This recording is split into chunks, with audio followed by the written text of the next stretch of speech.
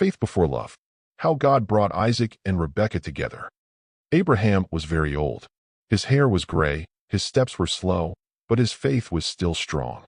God had blessed him in every way.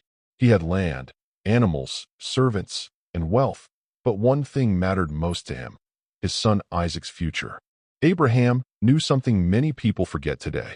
Who you marry will shape your life. Love without God's guidance can destroy what God built. So Abraham called his most trusted servant, the man who managed his whole household. He said, "Promise me something serious. Do not let my son marry a woman from this land.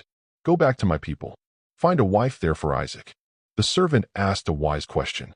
"What if the woman I find does not want to come?"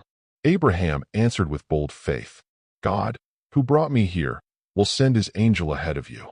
He will guide you, but never take my son back there." God's promises often require obedience before we see results. The servant agreed. He loaded 10 camels with gifts and traveled far, trusting God with every step. When he reached the town, he stopped at a well in the evening. Women were coming to draw water. He did not rush. He did not guess. He did not rely on looks or luck. He prayed, "Lord, please help me today. Let the woman who gives me water and also offers water to my camels be the one you have chosen." When you are making big decisions, pray before you move, not after you fail. Before he even finished praying, a young woman named Rebekah came to the well. She was beautiful, but more importantly, she was kind. The servant asked, "Please give me some water." She said, "Yes, my lord," and gave him a drink. Then she added, "I will also draw water for your camels." 10 camels. That was not easy. That was not quick. That was not required. But she did it. True character is revealed in what you do when no one forces you and no one is watching. The servant watched quietly. His heart was beating. Could this be the answer? When the camels finished drinking, he gave her gifts and asked, "Who are you? And do you have room for us to stay?" She replied, "I am the daughter of Bethuel, the son of Nahor." That was Abraham's family. The servant bowed and worshipped God. When God answers your prayer, pause and thank him. Gratitude is a sign of true faith. Rebekah ran home and told her family everything. Her brother Laban came quickly and welcomed the servant. Food was prepared, but the servant refused to eat. He said, "I will not eat until I explain why I am here." Purpose before pleasure. Obedience before comfort. He told them the whole story, from Abraham's faith to the prayer at the well to Rebekah's kindness. Then he asked a direct question. "Will you allow her to go and become Isaac's wife?" Her family answered, "This is clearly from the Lord. We cannot stop it." They gave her gifts and celebrated. But the next morning, the servant said, "Send me back now." Her family said, "Let her stay 10 more days." He replied, "Do not delay me.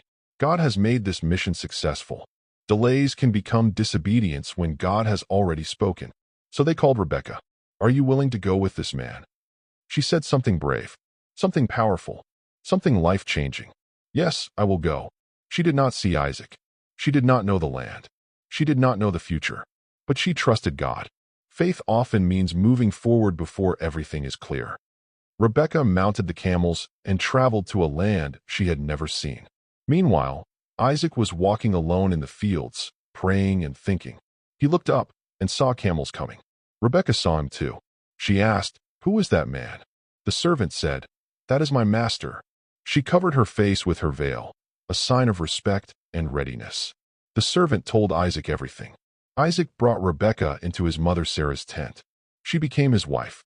He loved her deeply, and she comforted him after his mother's death. God not only provides a partner, he provides healing, comfort, and love. Here 5 lessons from the story. 1. God cares about your relationships. Marriage is not just romance, it is destiny. 2. Prayer invites God into your choices. Do not choose without him. 3.